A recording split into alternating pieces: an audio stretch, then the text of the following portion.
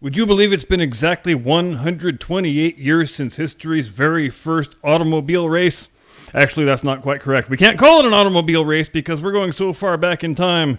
28 November 1895 to be specific, that the word automobile didn't even exist yet. In fact, one of the more vexing conundrums faced by the race organizers was what the hell to call the vehicles that were being raced. Horseless carriage? Motor wagon? Motor carriage? Gasoline wagon? I think that last one's probably my favorite. The point being, this is only less than 2 years after the first commercially available cars went onto the market, and each manufacturer sort of called their product a different thing. So which name did they settle on using for the race? Motorcycle.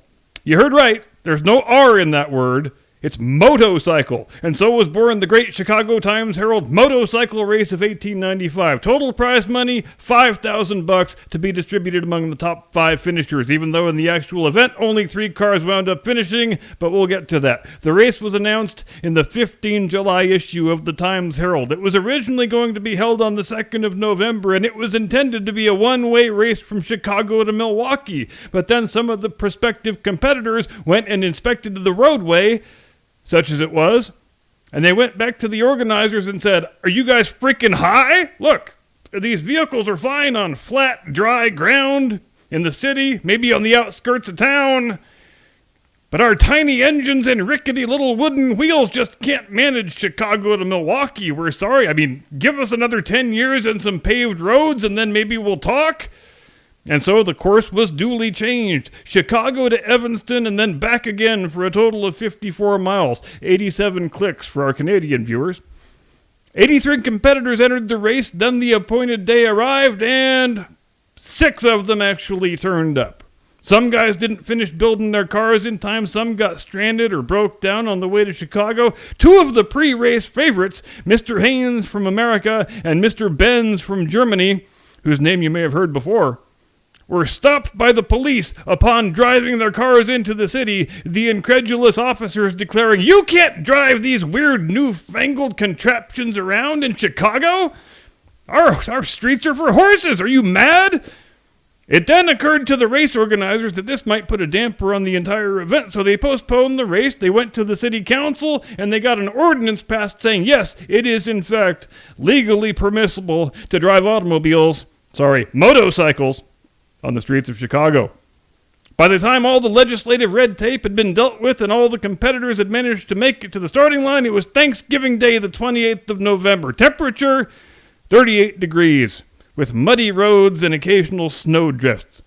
Out of the original 83 entrants, they wound up with 7 total competitors, which is to say, they postponed the thing for 26 days and the number only increased by 1. But hey, what do you do? Carl Benz had 2 other cars in the field in addition to the one he himself was driving, so he had to feel pretty good about his chances, at least right up until his number 2 car struck a horse less than 5 minutes into the race and was thus rendered inoperable. The only other 4-wheeled gas-powered entrant was Frank Duria's patented motorized wagon. And there were a couple of very primitive 2-wheeled vehicles that tried to enter the competition, the thing we call motorcycles today, with the R. But as soon as they came to the first slightly uphill grade, you can probably guess what happened next. The final entrant was a 4-wheeled electric car, which made it less than a mile before its battery died due to the low temperatures. And I will leave it to you to make your own jokes about how not very much has changed with electric cars in the past 128 years.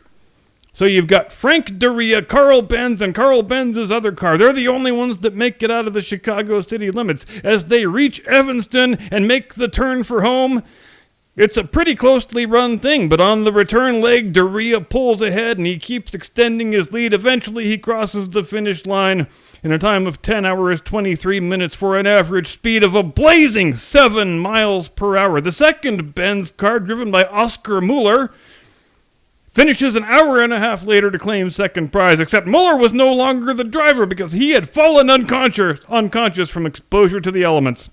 So the driving duties were taken over by a gentleman named Charles Brady King, and what a damn filthy collaborator that guy is, helping the Germans like that. Makes me sick, it does. So the Doria car wins first prize, $2,000 and a gold medal, and Benz takes home a total of $2,500 for his cars finishing in second and third, respectively.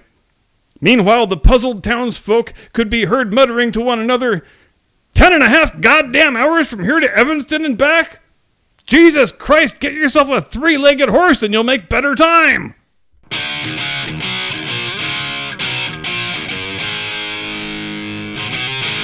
From atop the battlements of Castle Curmudgeon, where horseless carriage still refers to a damn ox cart like it always has.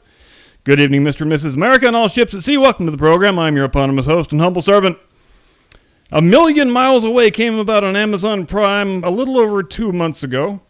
And although movies about astronauts are normally right up my alley, I resisted watching it, right up until this past weekend, for reasons about which I will be perfectly honest.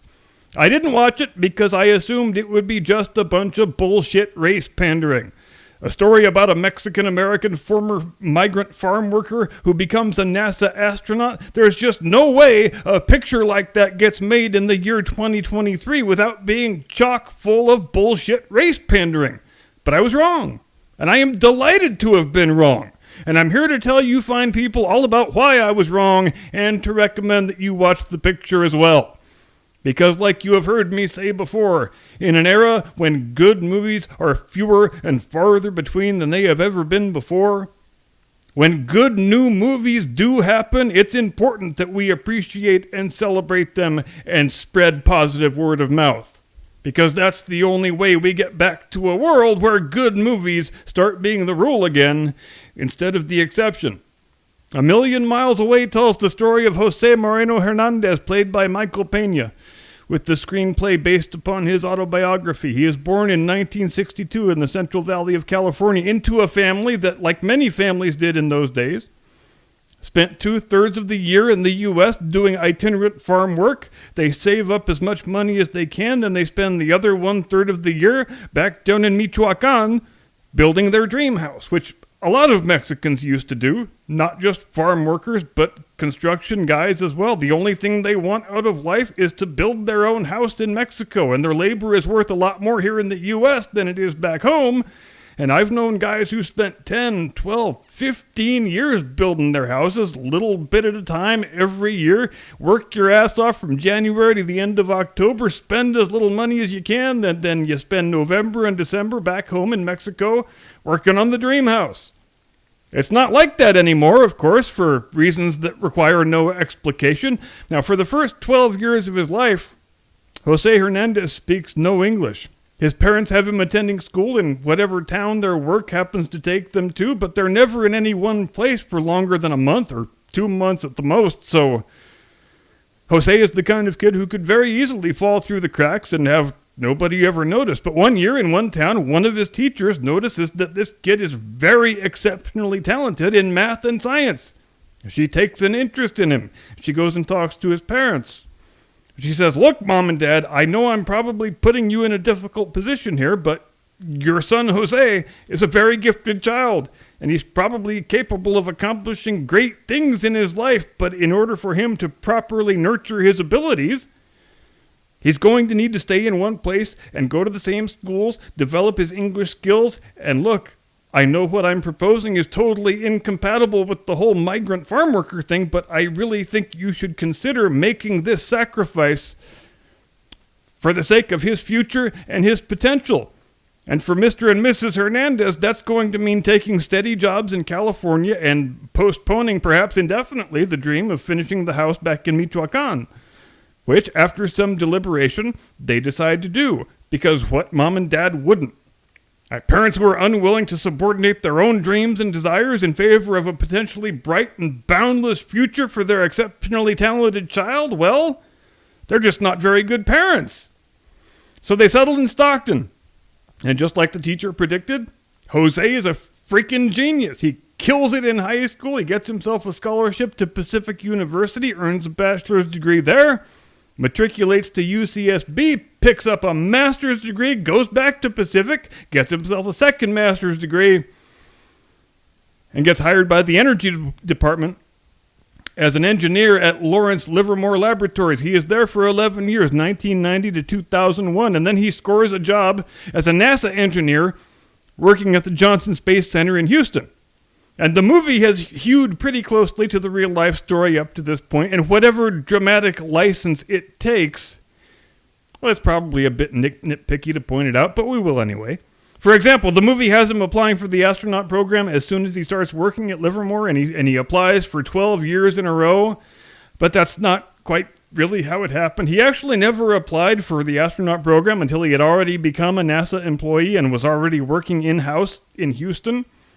And he really did file 12 applications, but it was only over the course of 3 or 4 years, because you can apply anytime they put out a call for new astronauts, and they don't necessarily just do it once per year. They do it on the basis of when they have spots on the roster that they need to fill. In reality, during the years he was working at Livermore, Jose knew he wanted to be an astronaut, but he knew he didn't possess a sufficient skill set to be seriously considered, so he didn't actually apply until he was positive he did have that skill set. He learns to fly airplanes, learns to scuba dive, learns to speak Russian, basically everything you can do to make your application look more attractive to the people who make the hiring decisions. And even once you're selected for the astronaut program, there's no guarantee, not by a long shot, that you're ever actually going to get a seat on a flight. You got to work your ass off twice as hard as you did before in order to make that happen, which Jose Hernandez, of course, did. He's accepted into the program of May of 2004 after the Columbia disaster, not before, which is another bit of dramatic license that the movie takes. And in July of 2008, he is assigned as Mission Specialist number 2 on STS-128 aboard Space Shuttle Discovery. The mission launches on 28 July 2008. They spend 13 days in orbit on a resupply/crew exchange mission to the International Space Station. I got to the end of the movie, and it was almost with a sense of relief, like I was waiting for the inevitable dose of woke race pandering, but it never came. They actually allowed an inspiring, uplifting story of achievement and determination to stand on its own merit. And how refreshing that is. Because let's face it, we all know what this picture would look like if it was made by Disney or Universal or Paramount or any of the other big studios that are currently infected by the woke mind virus. It wouldn't be a story about a man achieving greatness through talent and hard work and determination. It would be a story about overcoming white racism and institutional bigotry. And credit to Amazon Studios for being the only place in Hollywood currently where you can make a movie like that. Actually, I guess it's Amazon MGM Studios now, since their merger was just finalized last month, I think. But I finished watching the movie, and then I got to thinking, it occurs to me that the last 4 or 5 good new movies I've seen that were free of woke bullshit race pandering were all from Amazon Studios. And I don't want to give too much credit here, because make no mistake, Amazon Studios does churn out more than their fair share of woke bullshit, because, hello, Rings of Power, anyone? But still, it's good to know there is at least one major studio that maintains some small tiny niche where good filmmakers are allowed to make good films that stand on their own merit and are not just vessels for the message. I don't think you could get this movie made the way it was made at any other studio, frankly. And I'm reminded of The Caine Mutiny Court Martial, another great new movie from Amazon Studios that we talked about a little bit on the Blast Radius the week before last. A film I like so much I have watched it 3 times, and I would watch it again right now, damn it. And it's just 2 hours of people talking in a damn room. A Million Miles Away isn't a perfect film. It does have issues, as all movies do, but they're minor issues of the type that are largely unavoidable in the biopic genre, like 47-year-old Michael Pena playing a kid who is graduating high school. Gave me a couple of Dewey Cox flashbacks, if I'm being honest, or the actor who plays his dad being only 5 years older than he is. And the casting may throw you for a bit of a loop if you have seen Narcos Mexico, where Michael Pena plays the DEA agent Kiki Camarena, and Julio Cesar Cedillo, who is his dad in this picture, plays the crooked federale police inspector who betrays him to the drug cartel and gets him killed. So that one took a little bit of getting used to, but if you've never seen Narcos, you won't have any issue with it. You know what else this movie does? just as the real-life story of Jose Hernandez does, it utterly demolishes the notion that this is a systemically racist country where talented, well-qualified people are denied opportunities based on their race or ethnicity or national origin. If we are that country, as pretty much everybody on the left claims we are currently, then the story of Jose Hernandez shouldn't be possible. And who knows, maybe that's why this script didn't get picked up by any other studio. Hey, what's that you say? It's a story about a Mexican farm worker becoming an astronaut? And there's no institutional white racism in it? Yeah, right. Nobody wants to see a movie like that. Get the fuck out of my office, you idiot.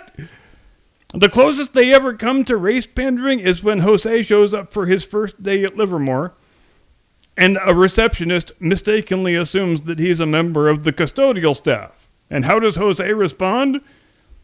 Well, he doesn't want to embarrass the lady, so he plays along for a few days and lets her think that. And when she finds out, she is embarrassed and mortified, just like a real person would be in real life. And in the hands of a different studio with a different agenda, that scene would never be allowed to play out that way. The receptionist would be portrayed as a mean-spirited white supremacist, and Jose would have to give a big speech about systemic racism. And you know what else I absolutely love about this picture? I love that the Latino characters act like actual Latinos and not some dipshit white liberal screenwriter's idea of what Latinos act like. How dare you! Of course I understand the Latino experience. All my domestic servants are Latinos, you racist! And I'm talking specifically about the linguistic code shifting that happens when people talk to each other who are native speakers of both Spanish and English. It's a wonderful thing that I have always very much enjoyed listening to. And I think this is the first movie I've ever seen that depicts it accurately. When you overhear two people talking to each other who are native speakers of both the languages, they might often shift from one language to the other and back again 4 or 5 times in the same sentence. And they don't even have any idea they're doing it unless you point it out to them, because it's just the way they are accustomed to speaking. The normal Hollywood practice is to have Latino characters only converse with one another in Spanish, but that's not how it happens in the real world.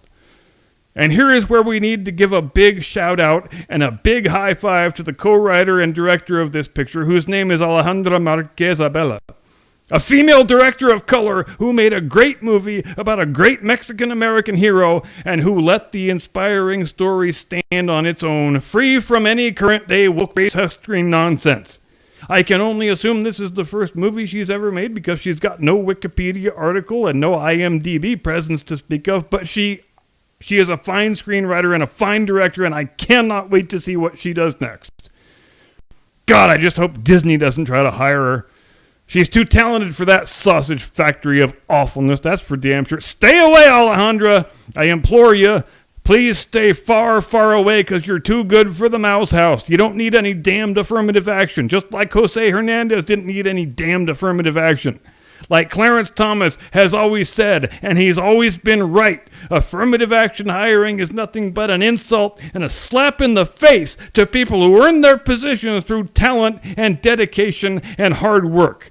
This reporter gives a million miles away 2 big, gigantic, enthusiastic thumbs way the hell up. If you feel like being inspired and uplifted, if you feel like watching a story about the greatness of America and the greatness of Americans, a story that dismantles and demolishes every aspect of the entire woke, race-baiting worldview, then go watch it right now. Thanks very much indeed for watching. Have a great day and a pleasant tomorrow. And would you look at that? The channel just hit 2,000 subs, so thank you for that too. See you next time. Do not comply. Get off my lawn!